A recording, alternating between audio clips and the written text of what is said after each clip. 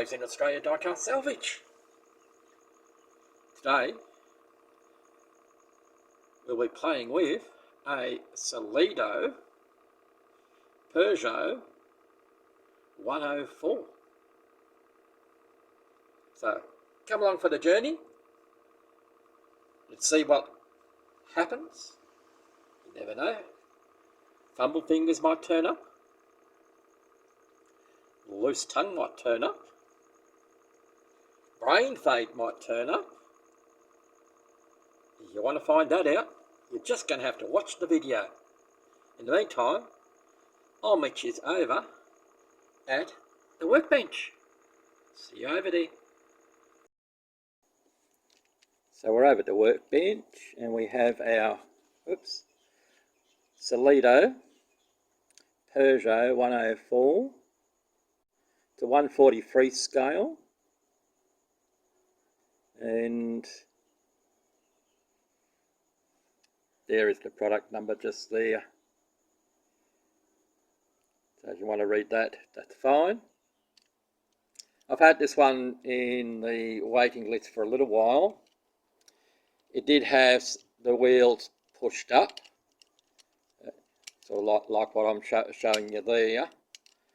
But so we've had a brief look at it, and that's why we're doing it now.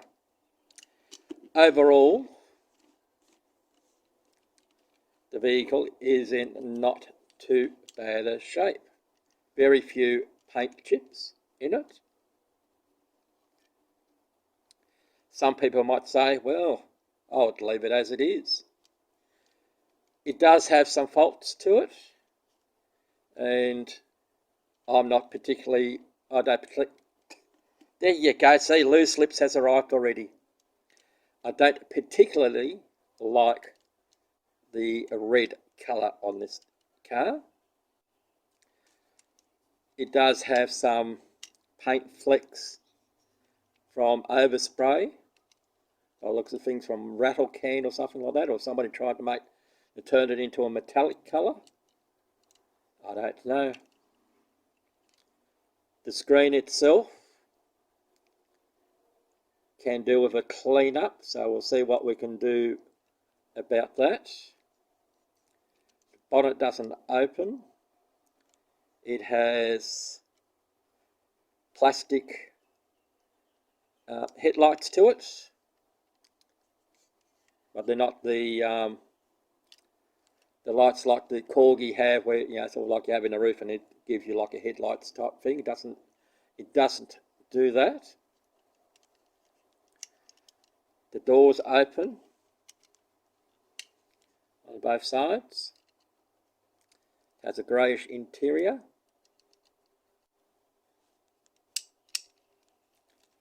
The wheels themselves, sorry for out of being shot, are in okay condition, as is the hubs. They just need a going over, just maybe a bit of a file down on the outside of the hub there. You'll see it on that one there. See how it sort of looks like somebody's been having a breakfast with it. So we'll see if we can't straighten that out. If worse comes to worse, we'll pick two of the hubs and make new ones. Or the other thing we can do is, again, by picking two at the best, is make complete hubs for it, and not worry about the tyre part, the rubber tyres. I'll think about that as we go along. So, before we go any further, no rivets in this. No rivets, so there's no grinding down of posts or drilling posts. So, let me have a little look at it. I'll bring you back when we start the disassembly. See you there. Hope I didn't keep you too long. Alright, so like I said, there's no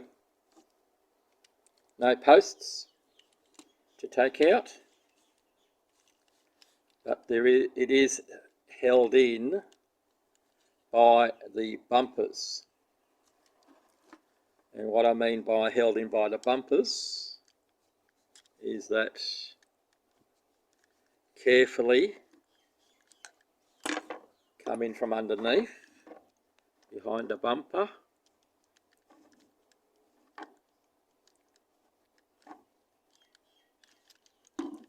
might have to come from this side. Bear with me, ladies and gentlemen, bear with me.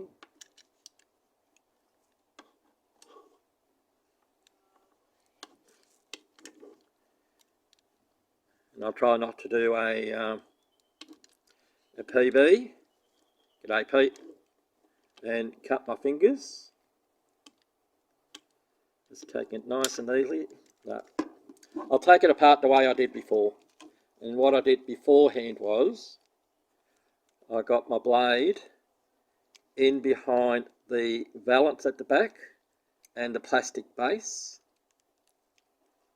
Just slowly squeeze it in and then push down. As you can see, we have a backing plate here that gives pressure on the back of the casting, and it is held in again with the base, with the grill as part of the base. So we'll carefully tweak that. And the reason why I went for the bumper first is you'll see here these two holders. So now that we've got the base a bit loose, I might take that out now, because that then allows the front grille to come out. In this particular case, the wheels and axles have fallen out. There's nothing holding them in place. There may have been beforehand with that tab and this tab going over the top, but there is no, it doesn't look like anything's broken on there that I can see. Maybe you can.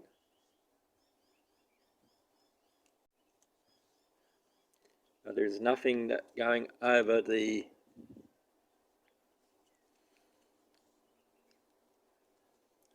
top of the axles to hold it in place. But I shall put something in its place. So while I go hunting for my little container, there we go, there's the container. We'll put the base in there. We'll put our tyres in there.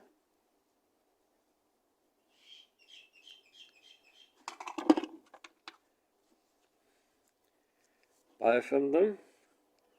They do have, they are pinned over at the ends, like you know, sort of like the Matchbox cars. That's how they're pinned over. Interior.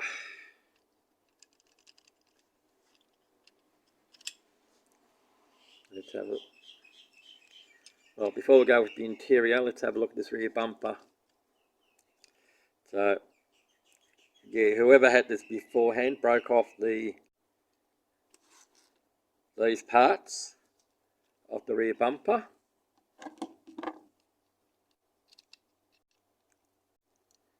So we'll see. You can see there the remnants of that. So we'll see about making these again, and yeah, we'll do that. So let's get on to the interior. So the interior is lift up the back a little bit and then pull it, because what needs to happen is I'll just turn it over. The dash goes over the springs.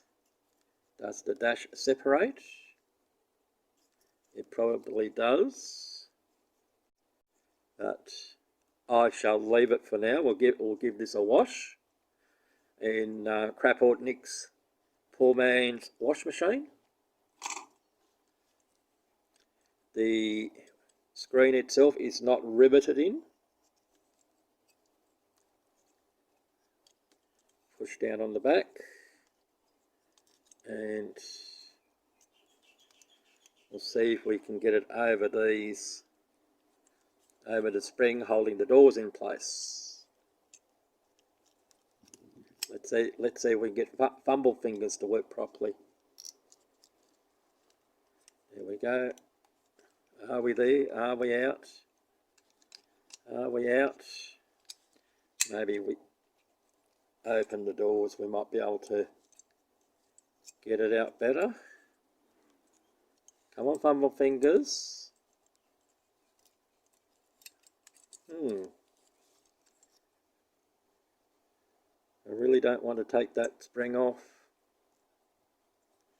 I don't like taking doors out if I don't have to.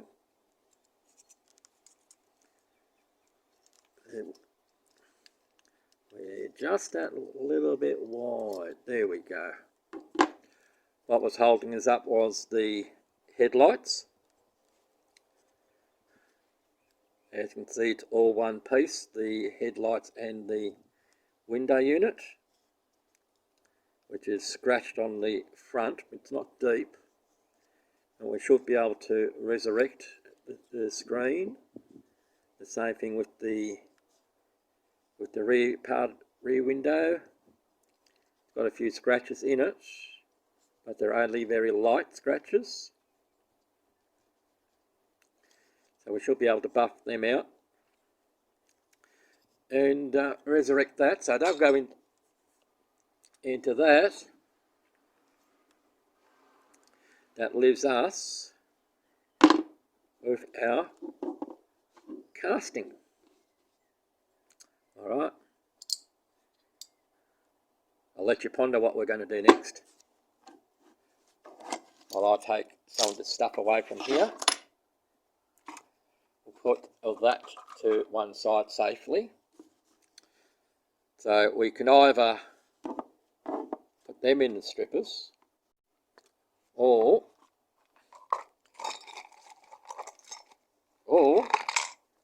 we could do what I've done in the past, is make some suspension. But before we do that, we'll just have a look to see how these seats go into place. Yes, that's the front. Just to see if there's clearance enough that we can put the suspension, come on loose lips, we can put in the suspension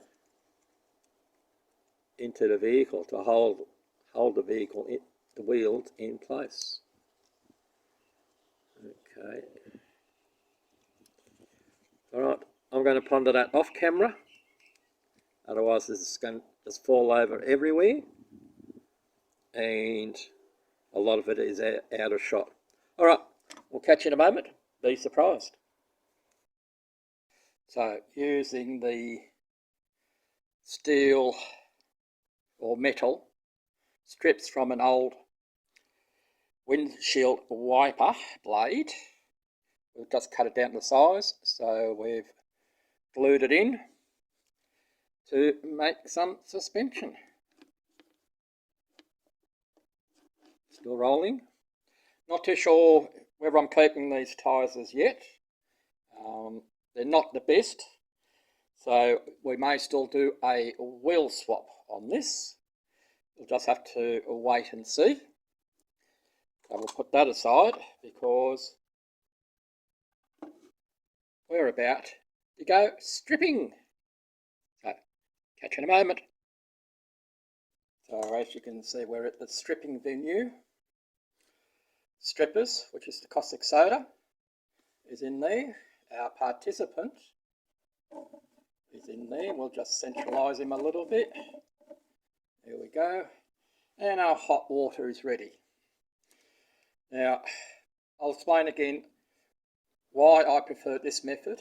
Is that if you look at other videos like Martin D, Craport Nicks, Midlife Models, Laszlo's Collectibles, die-cast fixer-uppers, and most of the others that use the caustic soda method, they put the hot water in first and then the caustic soda.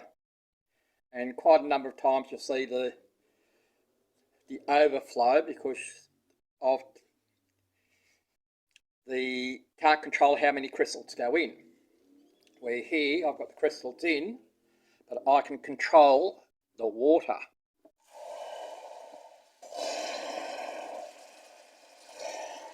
And we're not going over the top, so we're safely doing this.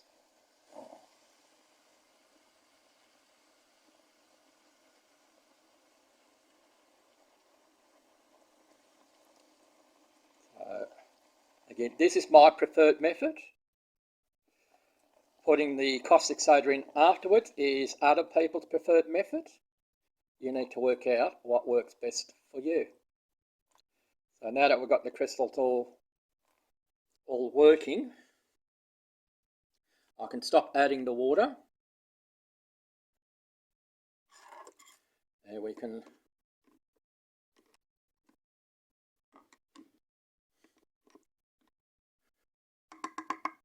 just do that.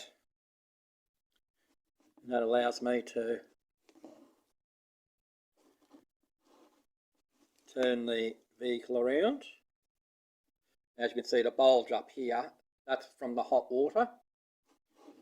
I'm using, this is a plastic container. It's a thick plastic container. I have tried the glass like others, but I've had them break. And it breaks usually when you add the cold water. When you're emptying this out in the sink and then adding the cold water to rinse the solution out. That's when she usually breaks. Because there's still heat in the glass, even though you can lift it up and carry it over, empty your water, but when you do it with cold water, clean it up, that's when she breaks. Anyway, rabbling on. We have loose lips, rabbiting on. So I'm going to sit back, watch the rest of this. I'll bring you guys and gals back in a few moments when she's all nicely cleaned up. See you then. I hope you guys didn't spill anything while we're at the stripping venue. Anyway, so here we are. We've washed ourselves off from being at the strippers. So most of the paint, 99.9% came off, as Rob from Matchbox Garage would say. He said he was going to do a comeback 3 months ago.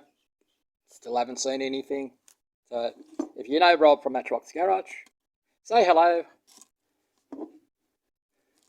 Anyway, we're not talking about Rob from Matchbox Garage.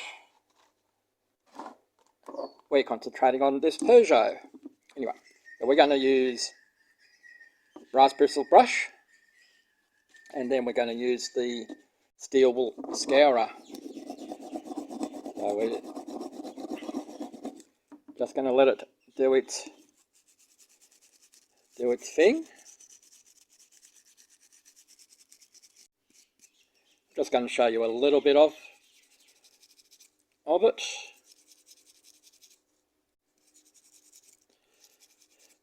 People do move on from doing this hobby, that's understandable.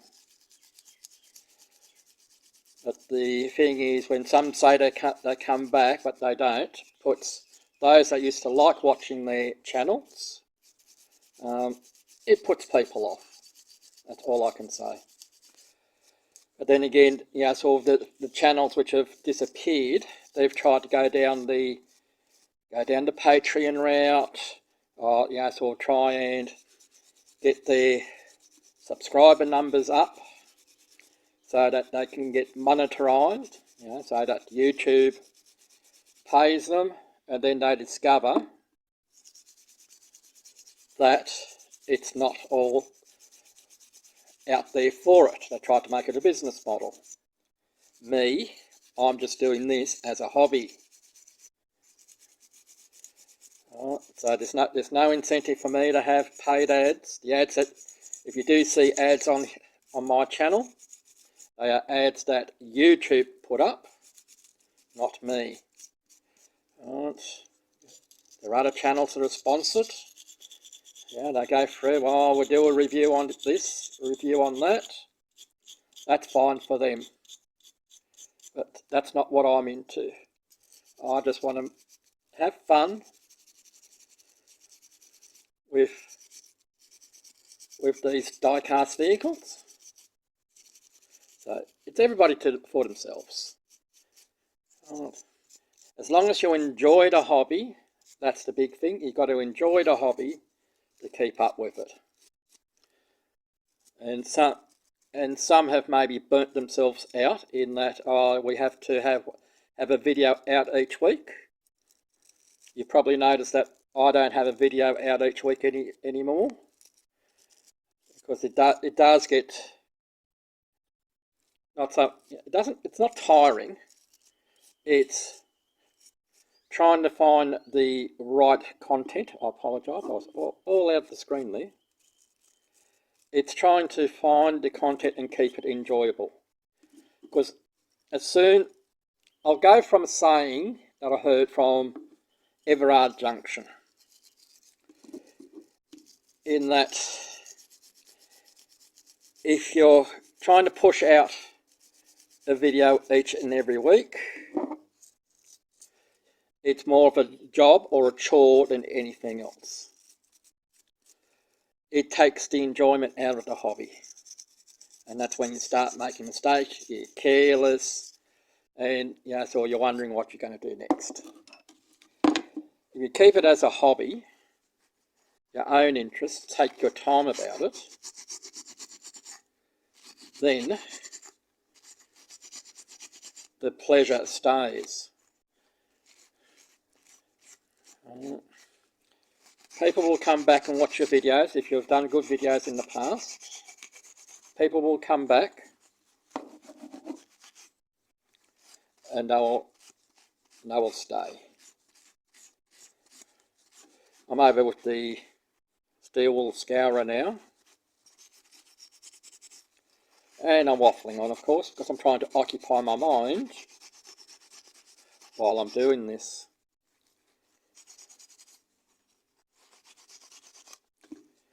So, as you can see, we're now all nice and shiny. Still have to do the inside of the doors here, because the doors do have a nice little card section, if you like. So we'll clean that up, and I'll put it in primer, and we'll come back when I'm going to put some colour onto it. So we shall see you then, and I'll try and stop rambling. So before I join the boys in the tavern, we'll get painting this. The colour that we're just doing a test paint. Make sure our colour is coming through.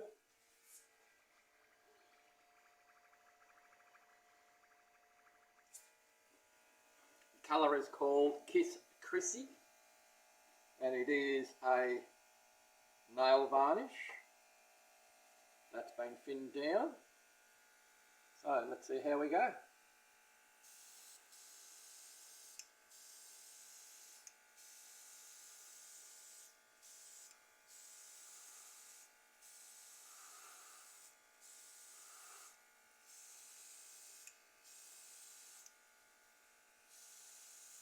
The colour is sort of like a bronzy gold colour.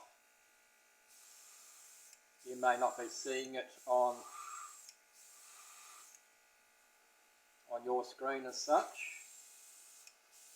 because of the lighting.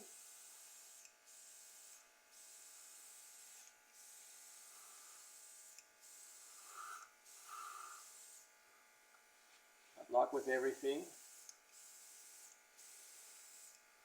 we give it a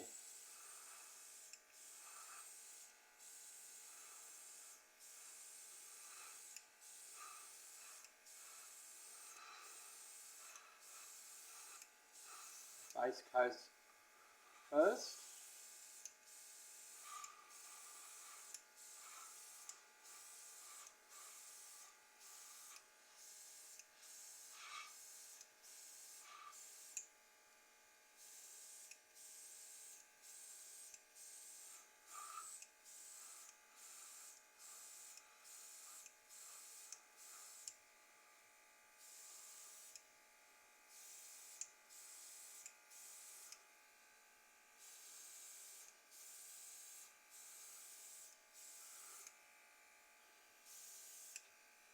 Right, there's our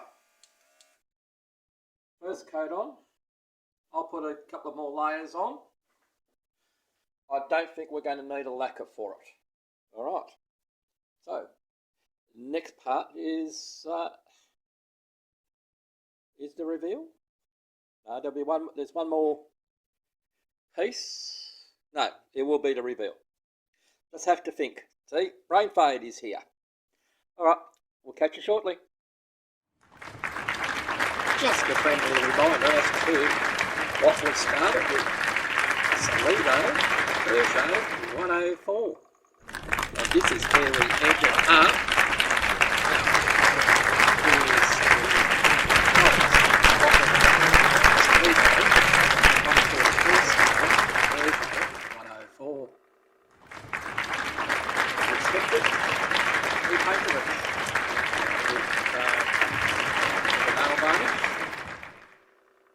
It looks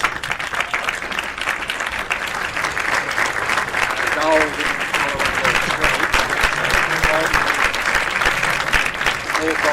gold in real life. We have done a wheel swap on it. The wheel naked, but naked. We have polished the wheels.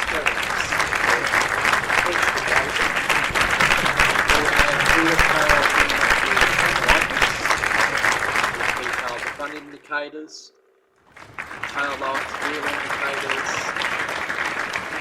Yeah, there's a nice little build. It is a roller with the wheel spot.